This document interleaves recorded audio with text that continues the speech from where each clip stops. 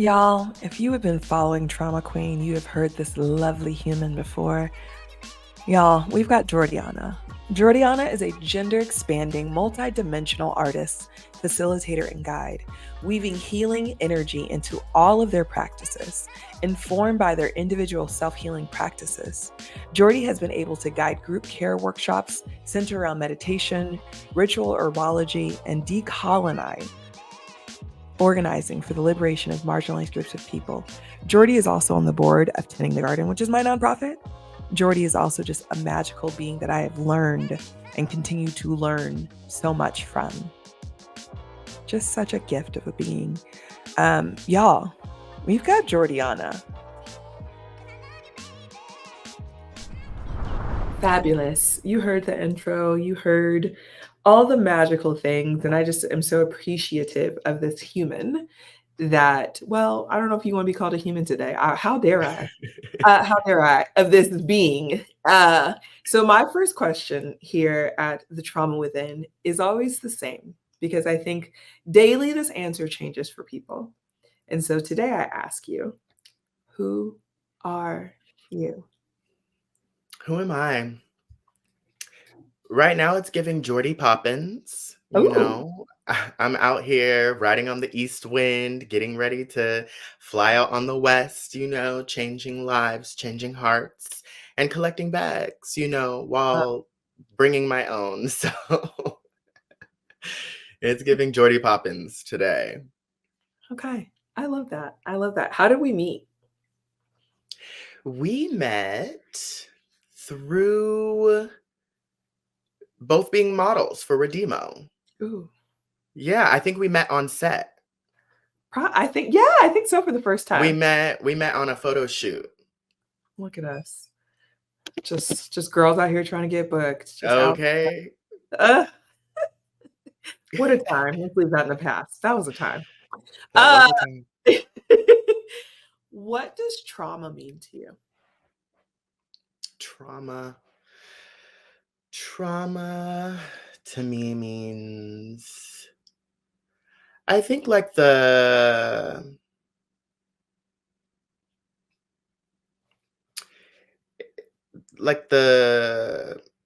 it's not necessarily the physicalization of it. It's not necessarily the remnants of it. These are all words that like are close to the word that I'm trying to find, but it's like I think the evidence that there has been harm or a wound or something that needs to be healed from, I think. Like trauma is the evidence to me.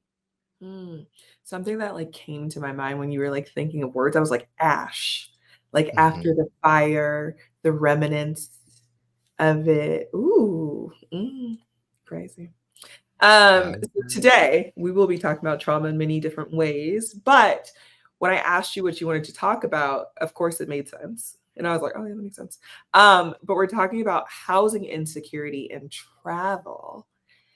In the past 2 years, if the girls don't know, you've been in these streets and on these Mhm. flights. You've been to Mexico, Brazil, South Mhm. Korea, Japan, Tanzania, Ethiopia, Madagascar, South Africa, and Mozambique.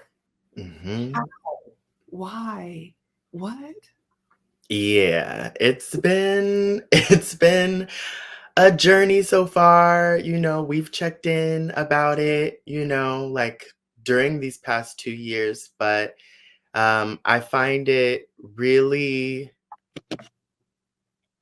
I guess, like magically chaotic that the initiation to these travels was because of like housing instability. Like I was in New Orleans. I was there, honey. I was insular. I was working from home. Like, so thankful for that. I was It's so cute building for a my house. nest. It was cute. Okay. Like, I lived alone for the first time ever. So I was learning a lot about myself at the same time, like processing a lot, healing a lot. I had a backyard. I had a studio shed where I did my art, my work. I was making a lot of things. And I was good. I said I'm gonna be here for like 3 years. And from there, I'm going to find like a place to live. I wanted to, be on land with land, build homes there, and really just like kind of enter an age of um, like the land lording over me. I didn't want any more landlords. I didn't want to Mhm. live in the city. Like I Mhm. wanted to be with the land that was going to like have me. And I said to myself, like, this will be like my last landlord renting situation. And I was about 2 years in, about one and a half, one and three, four into that like idea for myself. And that's when my landlord was like, I'm trying to sell the house. And she was selling the house, and uh tried to sell it with me in it. Go on. Really. I When she first told me, it was so interesting because I had done a ceremony. um it was like October 2021 that my like relative called me. Was like, yo, like, your nephew was a husky. Your nephew mauled a chicken. Like, you want to come do this magic? Like, so there was this rooster body that I went, picked up, put in a little cooler, brought to my house, and was processing under the Scorpio new moon.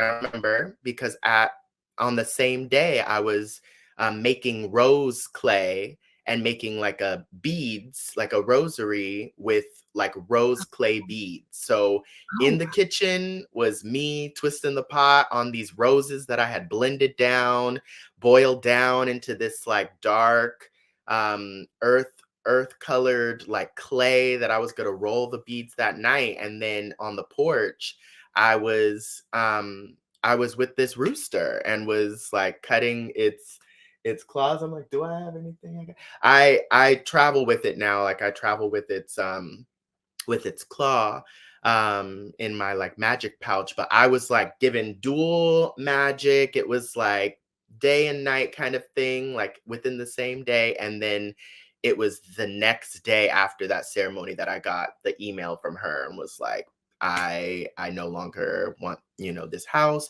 There was a couple of months where I thought like I might be able to buy it. My parents were kind of like in the process of maybe looking for a house, like trying to see if they could, like find some place. So I passed it on to them. She wanted a large amount of cash for it, like mm. over $100,000 in like cash. And She was trying to make moves. she was trying to make moves. She was trying to Yeah. make moves, and it wasn't her only home too. She had done that in multiple states, and the deal kind of fell through. It didn't solidify, and it was in, like around January time that she was like, "All right, well, I'm gonna start with this process." The realtor came over to my house like in the late January, kind of early February, was like walking in the house with her shoes on, looking at my altar that I had a candle burning for my grandmother who just received a stage 4 cancer diagnosis. And I'm deep in my magic, deep in my ritual. And they just wanted to come in and take pictures and have open houses and have people come over whenever they want. So they when it first went live, 2 people already came to the house like unannounced, taking pictures, kind of looking around. Somebody knocked on the door and was like, "Are you selling this house?" I was like, I live here. I have nothing to do with that." I told her this, and the solution for her was to give the realtor keys. Give the realtor keys, a copy of the keys to the house so that she could come Those are in. legal, but laws, those are Yeah. made up. Yep. She could come in whenever she wanted. I was like, I don't understand like what the disconnect is. Like I live here, I work from home, I'm always at the house. Like I don't I all I was asking was I want at least 24 hours to 48 hours before you even Absolutely. like bring anybody here, and that's something that they couldn't promise because they wanted it to sell and very quickly. So after she asked like how I felt about like the realtor having keys, I was like, you know what, I have to go. I can't stay here for this process. She already raised the rent by $200 during this process, knowing that, you know, like I would have to move, I would have to find a new house. She was gonna get, you know, some like a lot of coin more than the maybe $600 that she would get from me staying like another like 3 months, you know. But yeah, I was like, I'm gonna go. So I put all of my stuff in storage in about 10 days. I moved out in 10 days. I didn't have time to look for another apartment. I put all my stuff in storage, cleaned that house, left that house immaculate. She kept my $1,000 deposit because I broke the lease. I broke the lease without a month in advance, without giving her a month notice. And I She moved would have in. kicked you out at the drop of a dime. Yep, yep. Can I ask you, because you and I have such good conversations, we be depth, honey. But like, what did safety feel like in this? Because I know, as you know, someone that we are in communication, like you were feeling like you were building roots and you could create, and then having these invasive people come in, like, what did safety feel like during that time? I believe it was superhuman. I believe it was like literally me running on like prayer and like spirits, because I was lifting things by myself, like piling loads of things in my little CRV, you know, and I really do feel like it was like my spiritual practice, my grounding rituals that really aided me during that time, because it felt like spiritual warfare. And after, even after I left, I it was revealed that it, you know, it really really was. It really was. Mm. When you like the spirituality aspect, I totally understand that part. How did it show up in your body? Um, I was very tired, you know, like I felt like I was spiraling. I like it, like I my body, like I really had to like push my body to its limits during that time to like really like move in that way, like because it was so fast, like asking for help and, you know, trying to coordinate with other people just like didn't happen. I think maybe two people helped me during that moment, like at the end, you know. So really it was like, I think within my body and my relationship with my body, like I really had to like soothe myself and like affirm myself and like kind of like grab myself and like, you know, remind myself like, you're here, like this is real, like it's happening, I know it's a lot, like I know you're tired, but like rest. So like taking showers was really important for me, like still doing my kind of my daily routine. There were lots of things that I did like for my body, because I was like, I'm not taking this with me. So like salt scrubs or like masks, like using my clay, like just different things like that I was purging and giving away. Like I remember there was just like moments where I was like, all of this, there's all of these like essential oils that I'm like not taking with me. I have all of this salt that I was like going to make for like bath salts or like different blends and stuff. So I remember just having like big bowls of salt, and like I was putting essential oils and herbs and like mixing them in. And because I just didn't know what I was going to do, and I really felt like I was like moving away from New Orleans, like I couldn't even process like what was like what my trajectory was. But because I just had to focus on like me getting out, but I did feel like I was leaving. And that, you know, was hard for me too, because my friends are there, family there, like the neighbors that I had where I was so close with. So I was just scooping this salt in these jars, like telling my neighbors what's happening, what's going on, like giving them salt, dropping things off at my friend's house. Like it was also my practice of like really giving gifts to and like finding blessings in it that really did like give me strength during that moment, because also like the biggest thing that was happening was also me leaving this house. The house had, had a spirit, and like I was with this spirit for like so long, and it held so much space for me. And I really do believe that in a lot of ways the house also was like, all right, baby, like this is a nest and stuff, but you're about to do some wild shit. Like you're about to go around the world and like, do all of this magic. Like Yes. it's time. I had my passport on my altar before all of this even happened. I was like praying for travel. I was like really focused on the ritual of travel and the places that I was going. And I think it was just like time for me to leave the nest for sure. Did you finish the rosary? I did. Okay, I just needed the update. I was like, did we finish the rosary? Because also Yep. I never really thought about how rosary is made. I was like, Hmm. oh, what's that? I was like, ooh, that is a time. Okay, let's get onto these planes. Yeah. How? Because I would talk to you and be like, where are you? And I'd be like, Uh-huh. oh, let's talk about the one. How did you get to the first place? Yeah. And then financing. Yeah. I went to Mexico first. It was a decision that came from like, yeah, me already having a rough like couple years. Like even though I was in this beautiful house space, like the years, were rough. Like from 2020, like landing in New Orleans, a place, like being pushed out of Los Angeles because of like lack of affordable housing, based on the money that I was bringing in, and the change in my career and the change in my finances, um because of the pandemic. Like I had to leave.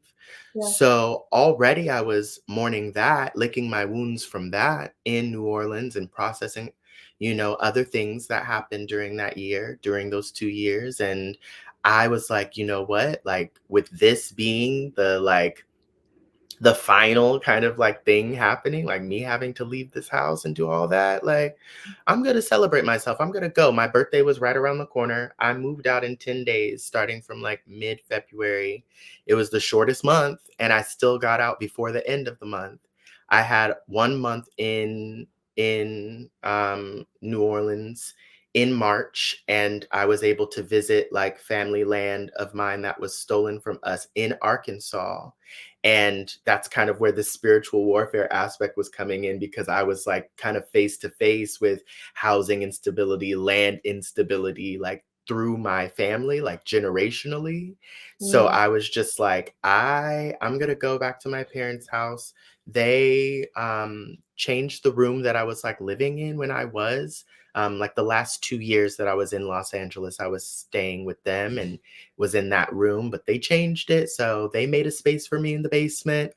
I got my bags and what wasn't in storage, and took it to their house, and like was in the basement, and was like, yeah, I'm gonna go. I'm gonna go to Mexico. A friend of mine had wanted to go, so we were like, let's go. It's just time's up for us to go to Oaxaca. So we went to Oaxaca, and I was in the Yucatan. We were at these beautiful houses, had some beautiful food, and then I was in like Mexico City. So I think I was there in Mexico for like about three to 4 weeks. And what I guess what funded that like part of my trip was me coming back to LA. I came back to LA in April, and like almost immediately booked a guest spot on All Rise. It's like a judge drama, I think on Fox, but has changed now.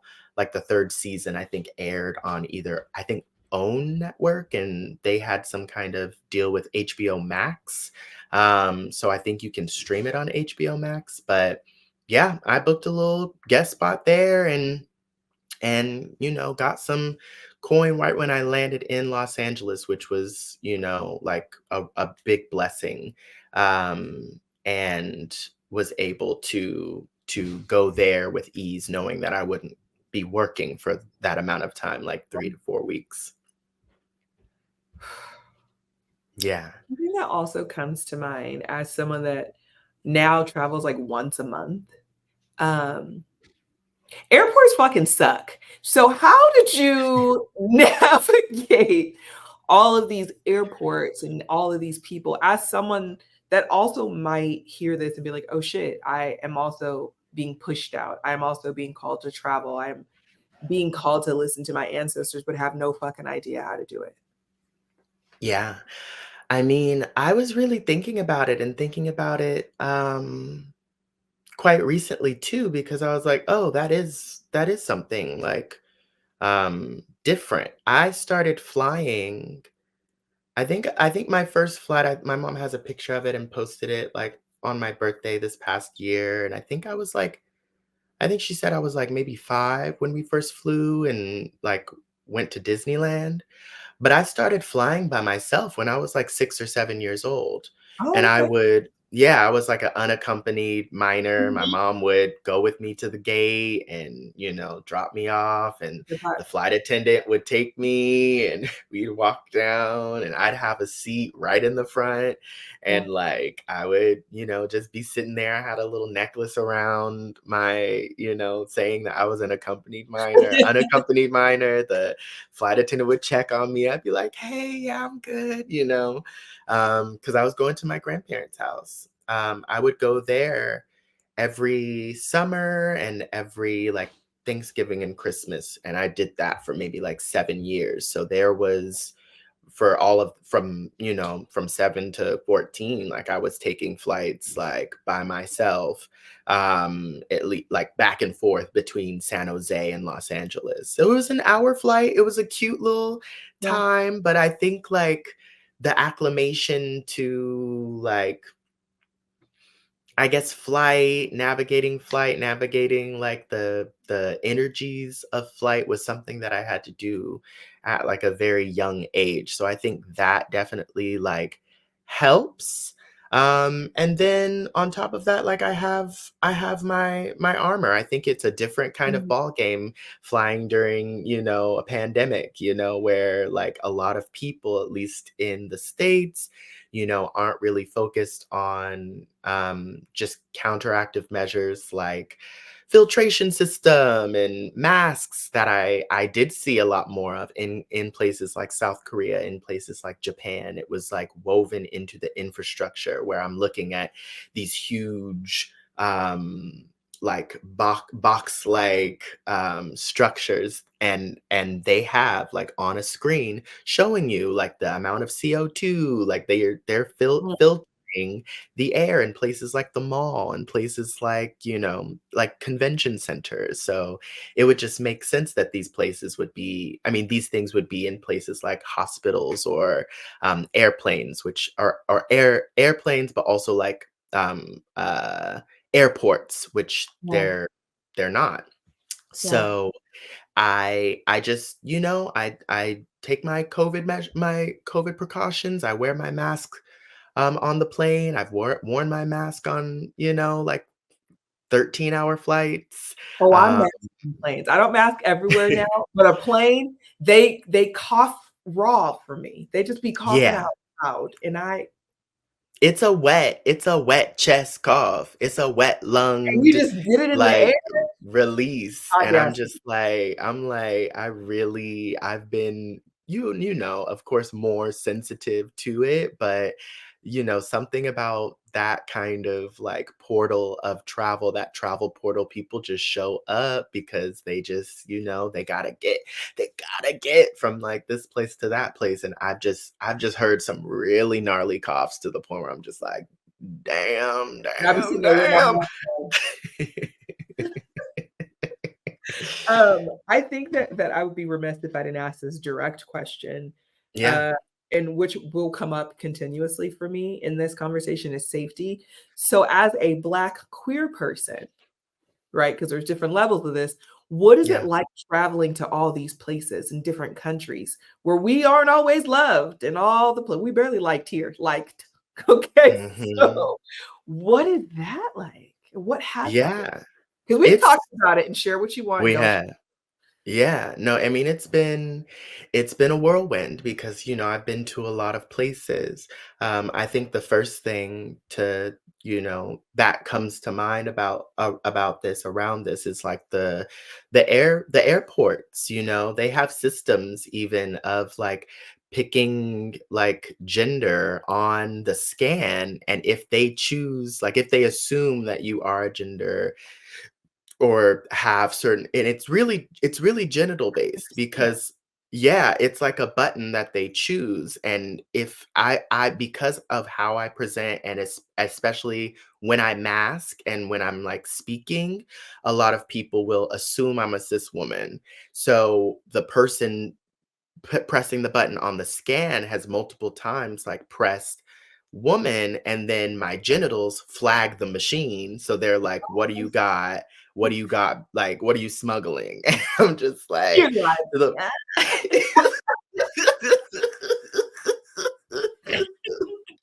there have been many times where like that yeah. has happened, and like the woman or the person who checks like the what is assumed as woman in the TSA will come over to me, and usually when they're like closer or something, or like maybe seeing I have less mass around my chest or something, they'll like kind of clock me and be like, "Oh, like we need to run you through the machine again and just press another button." Or there usually will be like a man that steps in and then just like gropes me pretty much, which is like extremely Mhm. invasive, and I think Yeah. that's the first thing about safety that's like really, coming up around like the airport is just like kind of being at the whim of I guess it's the state really, and like these extensions of the state, and like realizing how violent excuse Bless me. it. Thank you. How violent the state is, even just in how they treat people going to or from, and all of those moments of like maybe feeling around my chest and or like my genital area has been in the states, in the state, like different state airports, I think in Los Angeles and New Orleans, Texas. So when I've been like traveling like out of the country and coming back in, one thing that has helped is getting on global entry. In a lot of ways, you have to give up a lot of information for this. Like, I understand that as a privilege as well. Like, being able to provide Right. the government with vast amounts of information to basically, like, flag me as somebody who's not a potential risk because of how much information I volunteer, and because of that, I've been able to skip a certain level of like in invasiveness in at immigration, specifically when entering back into the states.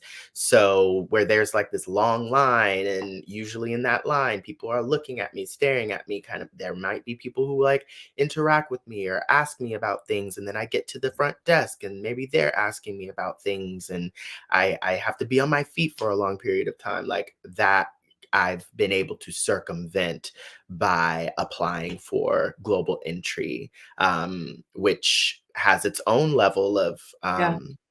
in invasiveness, because I have to pull down my mask and they have to scan my face and all of this, but I can easily just walk through, and it's been less daunting to even just arrive back into the states when I'm already processing coming back to a colony that, at least even during my travels, I have had a deep desire to move away from and to live outside of. Mm, mm. We'll get to the big question in a moment, but what is your mental health like these days? As have been doing this outside in these streets. You are back in the States for right now, but we also Yeah. know you're staying. But what's Yeah. mental health like for you these days?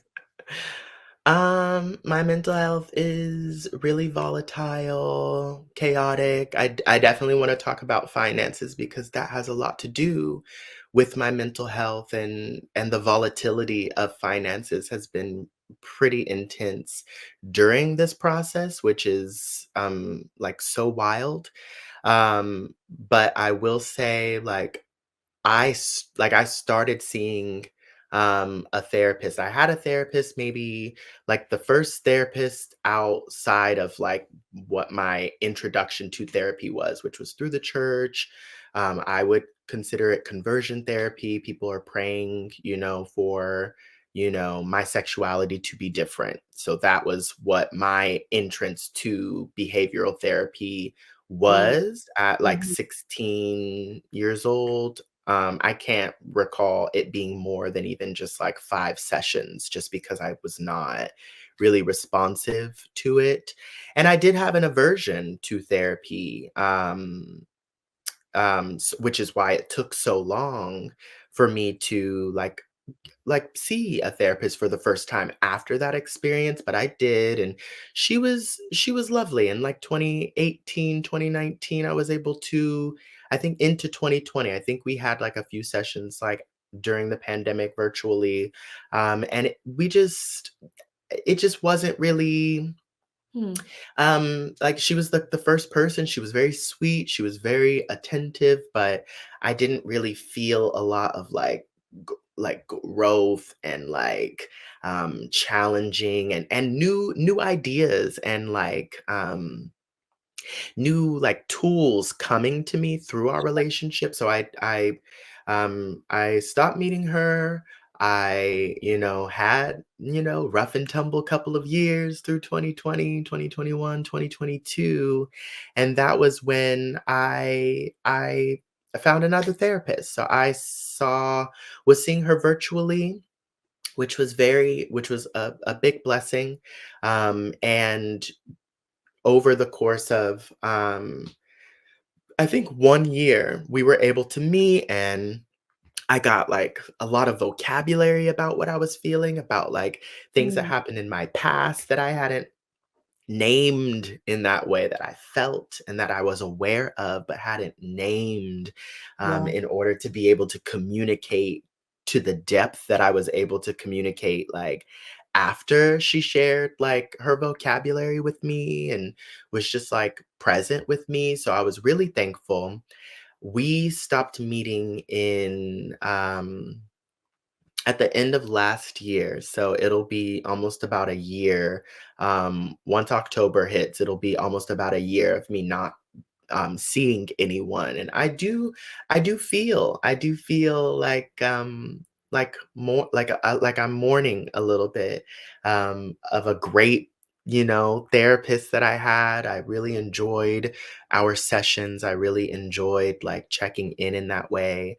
So I know that's a big thing on my list. It really is. And at the same time, like, yeah, I have to rely on my routine, which, because of my lifestyle, because of the travels, is constantly changing. Even things that I would have access to, like food, like what I'm eating, like are always in flux, are always different. Even just even just my skincare routine. I'm like, oh, like when I'm in like desert, more hot, more like hot, dry, I can use this kind of routine. And when I'm in like or humid, this and or that, like I'm not, it's completely different. I use different products. I do different things. I'm able to move differently or do differently. So with my routine that's constantly changing, like I really feel like I'm stretching the muscle of like anytime like I'm moved off center, like I feel like I can navigate very quickly. But that's why I said like my mental health kind of feels kind of chaotic and like volatile right now. And I feel like I'm doing a great job. I feel healthy to the point where I can, recognize things that are activating me, and I can recognize like things that I want to heal, whether I know like whether I can see ways out of the thing. Like I know that there are tools that have worked for me thus far, and whenever I'm, at my wit's end, to rely on those tools, to journal, to meditate, to, put my intentions out loud, like to speak out loud, to pray, to drink water, to stretch Mm, my body, to dance. So there mhm, are things that I know, like, boo, you haven't done that in a while, and I know you're going through it. Like, you gotta, do some of that. Do some of that. Like right now, do some. And that really does help me in those moments. But um at the end of the day, it really does like come down to my access to resources, mhm. that is really, like, impacting like these movements as well.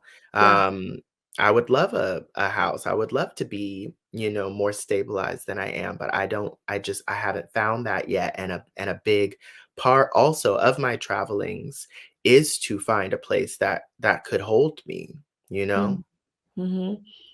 Where do you think the closest place has been? Right now it's between Brazil and Japan. So Mm, I think when I was in Brazil, a lot of things like awakened for me, and unlocked for me. I think I was in like probably the largest like African descended, like populated like space that I had ever been. It's like more than in Brazil? 50%. More than 50% of the entire country, but I was in the state of Bahia, and I was in Salvador, which I believe is like 80% African descended people like live there. So I was like present Yes. there, feeding my ancestors for the first time after having moved from New Orleans there. I was Mm, able to put a plate on my altar there. I was able to learn Portuguese and learn from an Afro-Brasileira teacher. Like I was able to mhm, like really connect with people there. I was at I volunteered at a clinic, like a healing clinic that my friend who lives there also like has a connection with. They were like, you could come by, like practice Reiki and like massage therapy. People really need it. Like it's people from the, like from the city. So went there and was able to, like be with all of these like black femmes, like Afro Brasileiros. Like I was there, like, and they were seeing me, and I was thankful. I wish I could visit again, like having learned Portuguese, because I was there for 6 months, and this was within like the first 3 weeks that I was like rolling up my sleeves, like, hey, like, does anybody want Reiki? Like, or a massage. So I think like being able to return and have like deeper conversations would really impact me, because even across mhm, like us not really speaking each other's language proficiently in that way, like we were talking with our hearts and like our bodies too. Like I was able to really like learn from the people through my experiences there, and through that like really change and receive like a feeling of kinship that I had never felt like before outside of the States. I had only traveled to Costa Rica, Spain, and Canada since since then, and then Mexico. So like going there and people just automatically speaking in Portuguese to me because I look mhm. Brazilian. They You they look they're just like, you're Brazilian, like like let's talk like this. And for somebody, I think like some like people were like, oh, like you look familiar, you look like my child, like have we, and I'm like, I'm not from here. So it was on my heart to even be there. Prior to me moving to New Orleans, I had a vision about me going to New Orleans, going to Brazil, and going to South Africa, in kind of this trine that was like revealing itself, that there were like these like alternate universes where if my ancestors were forced on a different ship, like I would have had lives in these places and in Mm, these ways. And I mhm. think that that really like activated something within me, my relationship with water, my relationship with ancestry, having witnessed land that, like a part of my lineage is indigenous to being stolen from us in Arkansas, and my relationship with the states, like really in being invited to expand during a time where I had no home to have to navigate around returning to or paying rent to. I was just able to like venture in that way and dive deep to the point where I, was so thankful to be able to stay for that amount of time. And through even that, like witnessing the violence of like imperialism, and global global racism, global dominance that the state extends. It's so interesting. It's insidious to be able to talk to people, really talk to them, and see how their travels are impacted just by having a passport from a different colony, when we are, like I Yeah. said, like the same people, or cousin or kinfolk, just stolen to different parts of the earth. So I think it was very important for me to like feel the activation of the African diaspora through being in Brazil in that way. And then, yeah, in Japan, where I'm going to next month, like I really did like have a different level of kinship and being seen, as a stranger, as a foreigner, in ways that just like I think showed me that I can be comfortable in those settings as well. I had just traveled in Korea like 2 months prior. So I flew from Busan to Osaka, and I was able to like really heal there, learn Japanese there from like a private tutor, and just like learn about culture through my teachers.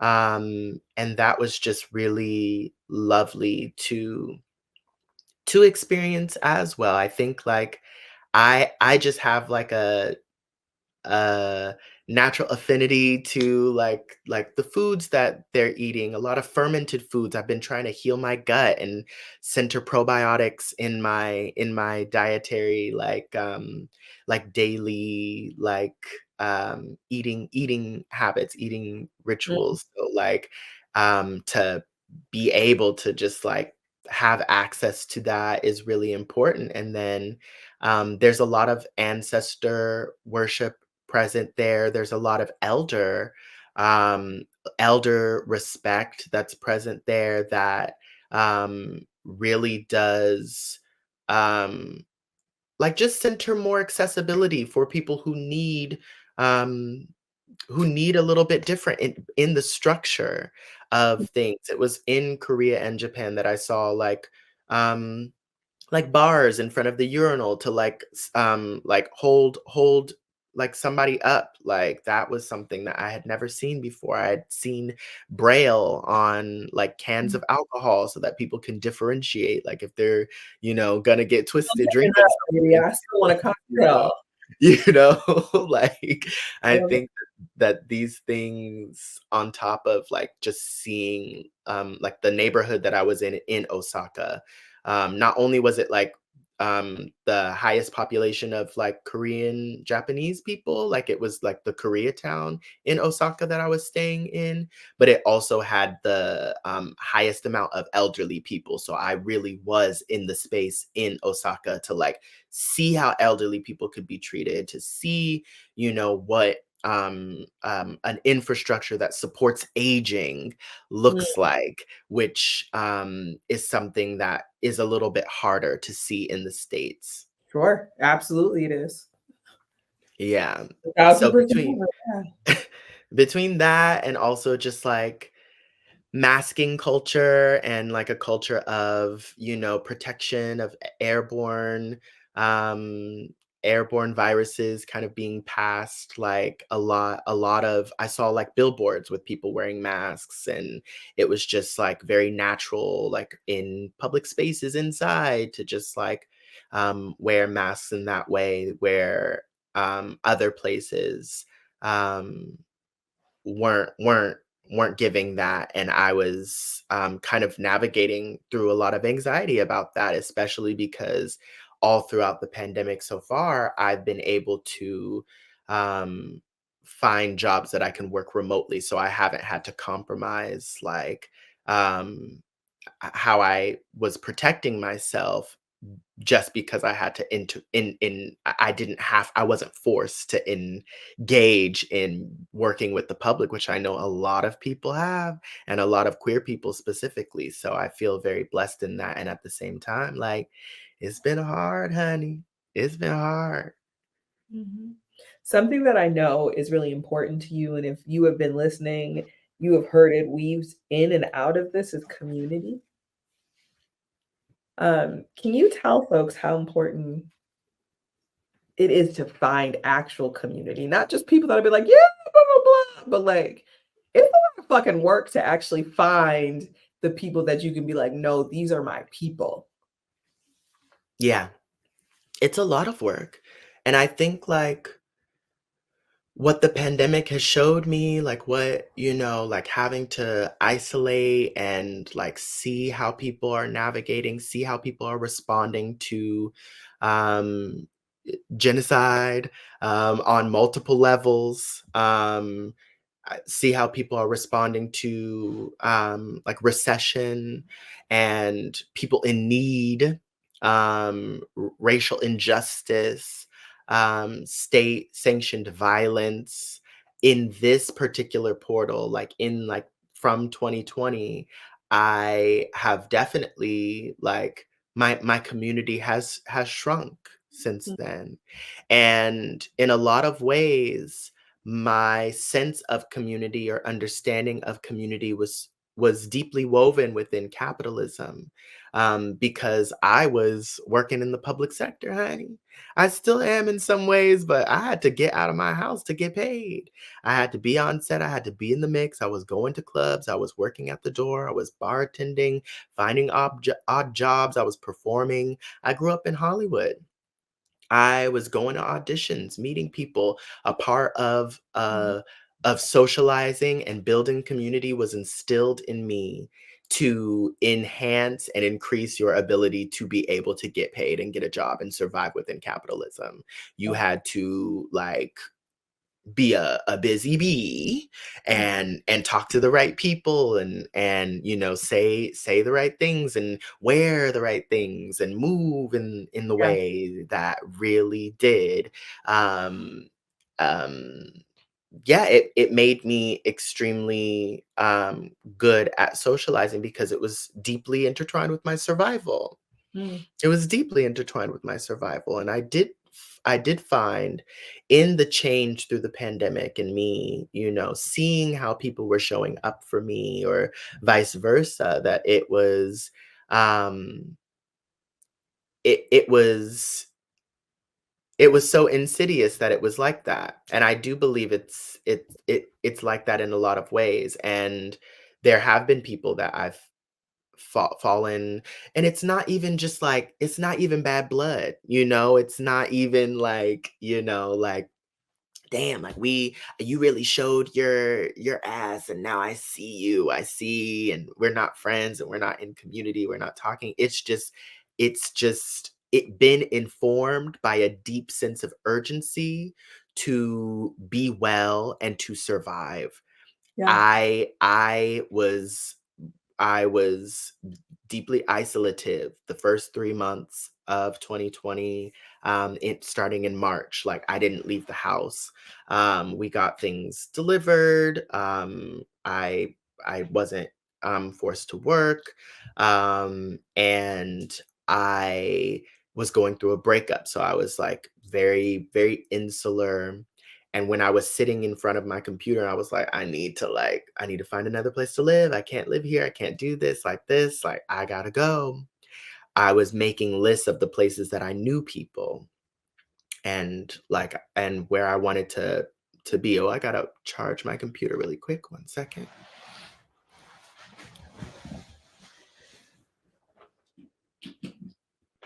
Ooh. All right.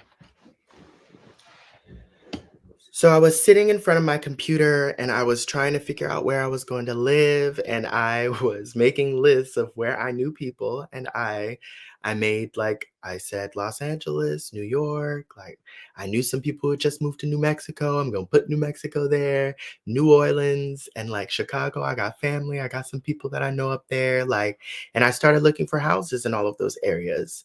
And it was New Orleans because literally my friend, my family, my relative was like, "Oh, you're thinking about coming to New Orleans? Like, I got a room.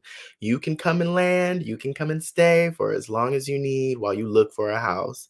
Point blank, period. Like, come on. And I did continue looking in other places, but I I was able to move to New Orleans, and I was able to find a house like a month in. So I was like, I do want to find a house like after a month. And I said that and I did.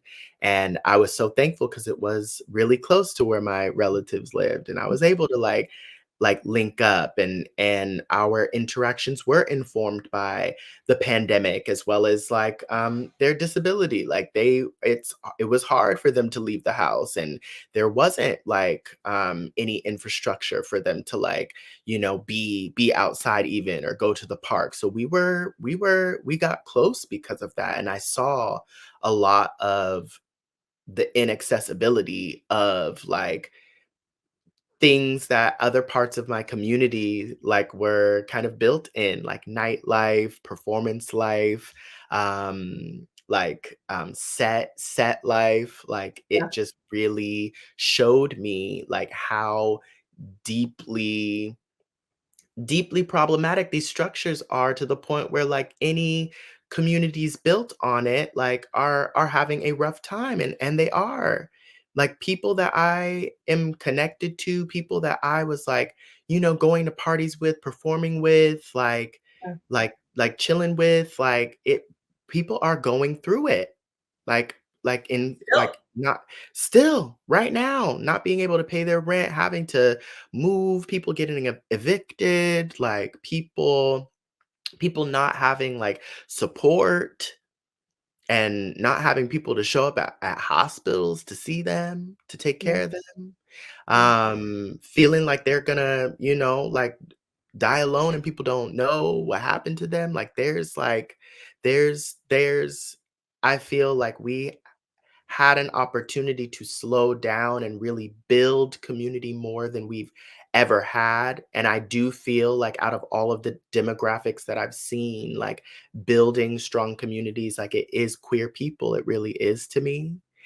And at the same time, like, we're extremely under-resourced, Mm. and it's very hard, having to navigate your own survival, or having your survival tied up in, accommodating the state, by being outside of your house, by working at night, by, being in the lights, or by, being that yes queen, and like Yeah. not being able to really heal yourself, not being able to really just like retreat and hold up and really like check in and be like, like, this is what's happening. That's why, when I talk to you and talk about tending the garden, like, I'm like, this is like, it's really real to me. Like, I really it's really deeply on my heart that people have even just a weekend, a week to like commune and heal and center themselves around not even having to like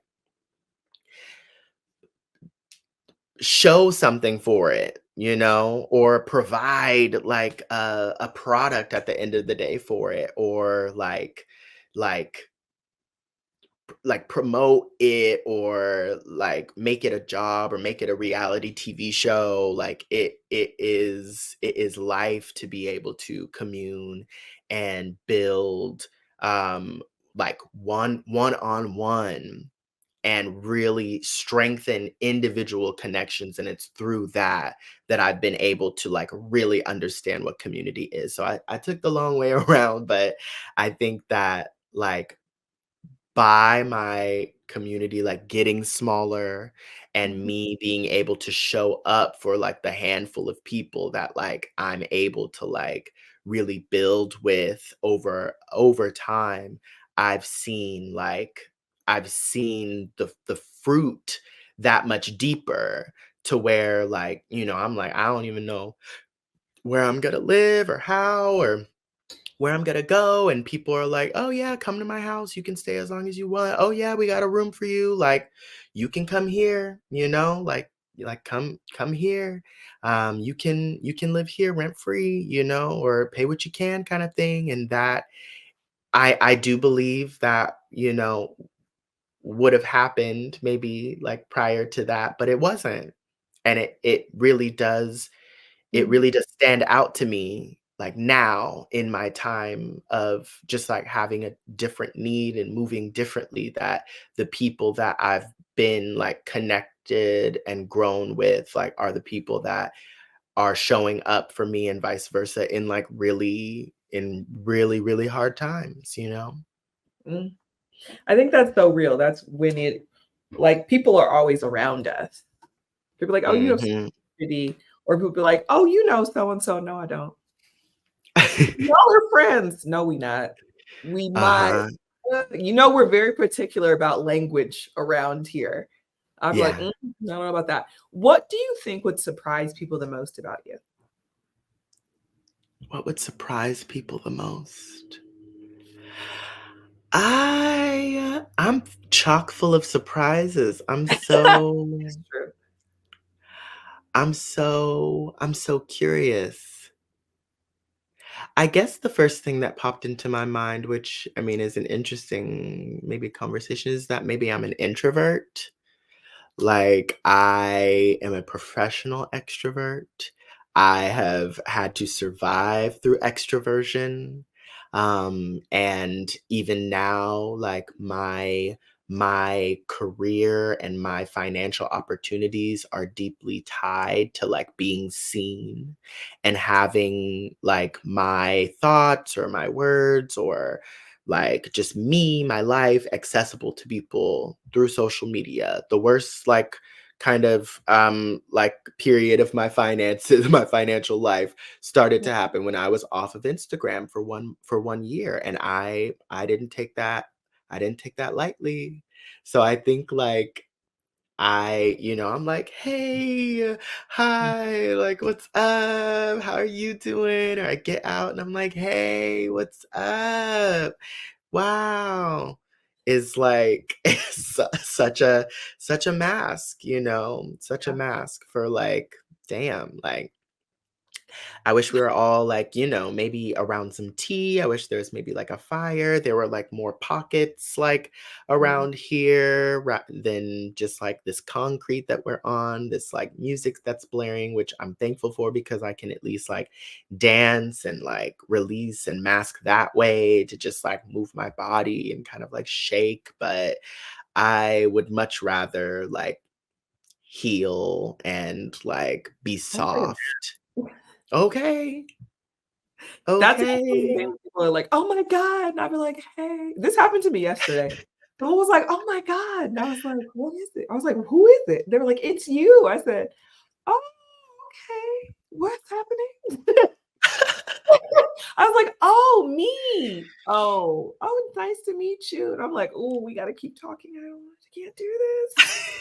I came to just stand here and be present. I didn't actually okay, hold on. Let me find that energy in my back pocket."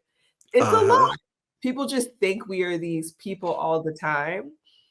Yeah. And I wanna also remind people that because of the work that we do, you might find us on one of those days where our mask is off, and it doesn't mean we don't care about people. We care about people so deeply that I need time to heal from peopling. Yeah.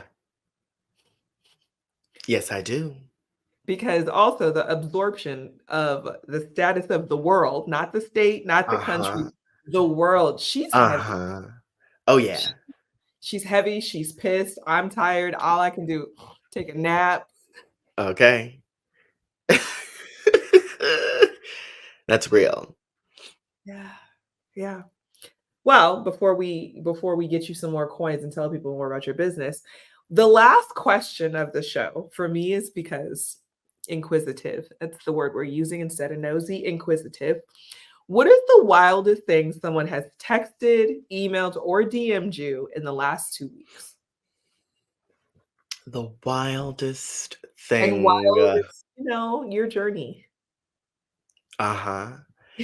I I will say this only because it was giving me a really big chuckle today. Just Uh, because like I'm so thankful for my ego, and I like I feel like it doesn't impede me being able to like change and change quite drastically. I recently started to promote my house cleaning services in Los Angeles. And like I haven't cleaned people's houses professionally, but I mean, even prior to the pandemic, like I was doing more like house cleansing. Like I was showing up at people's houses, like cleansing the space, like going through receiving information, like energetic stuff, like intuitive healing things. So I do have like a background of people inviting me to their homes, and I would do like energetic healings for them and stuff. But like I'm really getting on my hands and knees and like scrubbing some, like, getting people's shit, like getting in the dirt and stuff. And I think it was me posting, and like people just being very responsive, and like I'm thankful, I'm blessed that I have like three clients this week. I'm oh going my to gosh, three, give her. three I'm going to like three different houses. um and I just like, it's been really a struggle for me to try to like, it's literally like pulling teeth and nail to try to get people to pay for like workshops that I've done, and like to get a reading from me, or to buy an album, buy some music for like, $5 for an album, or like 55 for a reading, and just like these, buy a $25 book, and I'm like, I'm charging $25 an hour to like clean your house, and people were like, yay, like, yeah, come clean, I would love that. Somebody was like, I'd love to fly you out like here so you could clean my house, like just like kind of like it's like a interesting response. It's an interesting response to me in finding where the bag is, and finding where the coin is, and what people are willing to pay for. And like my thing in having to navigate like, life within capitalism is to like be fluid, especially just because like I don't have a 9 to 5. I don't have a salary job. I don't have just one job. I never was raised to think that I even needed one job to do what I was doing. I was raised by a single mom who was a Gemini, and she was also an artist. So I saw somebody hustling in Los Angeles, like to pay for not only herself but for me. So it's very familiar to me to hustle and to find like where the coin is, and I haven't been, I think like this will probably be like one of the first like jobs where I have to leave like my house in order to do. For the past 4 years, like I was able to do like a retreat, and like the set was also like a thing as well, but it was just different. It was more controlled environments. People were like masking and testing more there, so I feel like having to move through some anxiety of like leaving my house to follow this bag is just like, yeah, it's so interesting. I don't know. So I guess like all of the DMs of people really excited for me to clean their houses, like maybe not knowing that I'm a superstar even, you know what I mean? Like You're like, undercover. undercover superstar, like making like international bops. I just performed in Japan like twice last year, about to leave for Japan in like next month. And yeah, I'll clean your toilet, you know? I just Mhm. think like it's not that I have anything against like cleaning or house care work. I've been doing that work for like 10 years, but mainly through the focus of childcare. Mm. Um and did clean, people's spaces and kitchens and spaces that the kids are in and the kids like. So this is I've been about this work.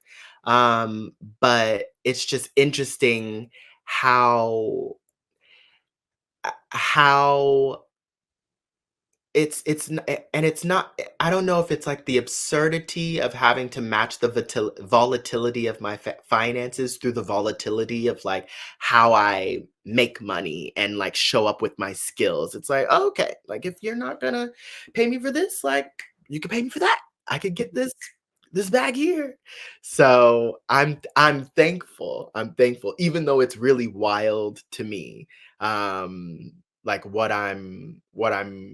I'm doing right now and what's like at least popping off for me in within the past like week of me trying to like summon coins for months now Yeah, is like multiple clients kind of popping off and reaching out to me to like come and clean their spaces. So I'm tickled by it and I'm ultimately so thankful. So I have like 4 more weeks here. So I'm hoping to get, in my little, that's why I said, how do I feel right now? Who am I? I'm Jordy Poppins, honey, coming in on the east wind, finding where I fit in, where I need to be. And, I'll get you right. I'll get you together. I love this for us. Everyone, be welcomed. Be welcomed. Um, so before you go, where can he, she, they, them, z, they, everybody, darling, Okay. where can they find out about you? Where can they send you money? Where can they Yes. purchase from you? Yeah, right now I'm Earth to Jordy everything. EARTHTOJORDI. You can go to my .com, which is my website. You can Earth to Jordy Venmo, Cash App. You can donate that way. I'm PayPal.me/Earth to Jordy. If you feel, if you international, you got PayPal. But I do have a website and I do have a store there. So I have a lot of virtual offerings. I provide readings, recorded readings. Greetings. Some of my music is there. You can find the links to like my band camp on my website. So you can buy any of the albums that I released and music that I released. I just released a new EP in June that is like popping. I'm really thankful for the people who've been streaming it. But yeah, it's Earth to Jordy everything. And I have even like a little book of potions that I think within the past 2 months I think I got it on Amazon starting in January. So it's available on Amazon for I believe $20 right now. It's called Lil Book of Potions. And you just can the link on my website will take you to the Amazon link. Yes. Well, y'all, I hope you received every one of your blessings and didn't miss any because some of y'all just be missing them. It's wild. But until next time, y'all. Ciao.